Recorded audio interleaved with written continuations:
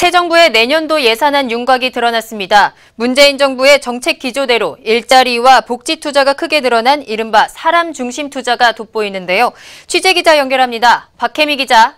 네, 정부 세종청사에 나와 있습니다.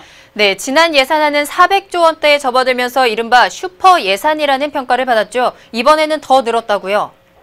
네, 그렇습니다. 오늘 국무회의에서 기획재정부는 강력한 구조조정을 통해 분야별로 재원을 배분한 내년도 예산안을 발표했습니다. 총 429조 원으로 전년 대비 28조 4천억 원, 7.1% 늘었습니다. 총 수입 예산도 세수 효과에 힘입어 447조 1천억 원으로 전년 대비 32조 8천억 원가량 늘어날 전망입니다. 기재부는 대규모 토목 건설공사와 같은 사회 간접 자본, 즉 SOC와 산업, 문화, 환경 등의 분야에서 11조 원가량을 줄이고 복지와 교육, 국방 분야에 예산을 집중하는 재원 배분 구조 개편에 나섰습니다. 이른바 물적 투자보다는 사람 중심의 투자에 집중해 성장 동력을 마련하겠다는 겁니다. 네, 일자리 정부를 표방한 만큼 일자리 확충안이 반영됐을 텐데 관련 예산이 얼마나 늘어날 예정입니까? 네, 우선 일자리 예산만 19조 2천억 원으로 2조 1천억 원이 늘었습니다. 전년 대비 12.4% 증가한 수준입니다. 청년 취업난 해소를 위해 청년 구직 촉진 수당 지원 대상을 21만 3천 명으로 2배 이상 확대하고 중소기업 채용 지원도 2만 명으로 확대됩니다. 아빠 육아휴직급여는 현재 둘째 이상 200만 원에서 첫째부터 200만 원으로 오릅니다. 공공부문에서는 국민생활과 안전에 밀접한 연관이 있는 중앙직 공무원 15,000명을 신규 충원하는 비용이 포함됐습니다.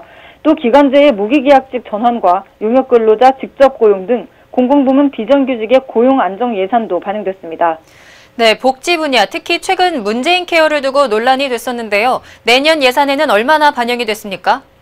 네, 이번 예산안에서 가장 증가폭이 큰 분야가 보건복지 노동 분야입니다. 총 146조 2천억 원으로 전년 대비 16조 7천억 원 늘었습니다. 문재인 정부의 건강보험 보장성 강화 대책, 이른바 문재인 케어 관련 예산이 반영됐기 때문으로 분석됩니다. 문재인 케어는 2022년까지 30조 6천억 원의 예산이 추가로 필요하다는 분석에 재원 조달 방안을 두고 논란이 일었는데요. 내년에만 3조 4천억 원의 재원이 투입될 전망입니다. 이에 보건복지부는 오늘 내년도 건강보험료율을 2.04% 올리겠다고 발표했습니다. 교육 분야도 64조 1천억 원으로 전년 대비 6조 7천억 원가량 늘었습니다. 여기에는 정부가 전액 지원하기로 한 어린이집 누리과정 예산 2조 1천억 원이 반영됐습니다. 그동안 예산의 많은 부분을 차지했던 게 SOC 분야였는데 이번엔 크게 줄었죠? 네, 맞습니다. 시설 확충보다는 교통 서비스의 공공성을 높이거나 생활 안전을 강화하는 데 더 투자를 하겠다는 겁니다. 내년 SOC 예산은 총 17조 7천억 원으로 전년 대비 4조 4천억 원가량 줄었습니다. 특히 SOC 예산은 2021년까지 모두 7조 5천억 원을 지속적으로 감축할 계획입니다. 이 밖에 문화체육 관광 분야도 6조 3천억 원으로 6천억 원가량 줄었는데요.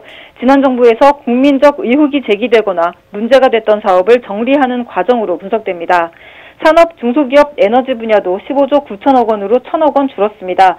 특히 이 분야는 2021년까지 지속적으로 예산을 줄여나갈 계획이어서 현 정부의 중소기업과 에너지 전환 정책에 반하는 게 아니냐는 지적도 나옵니다.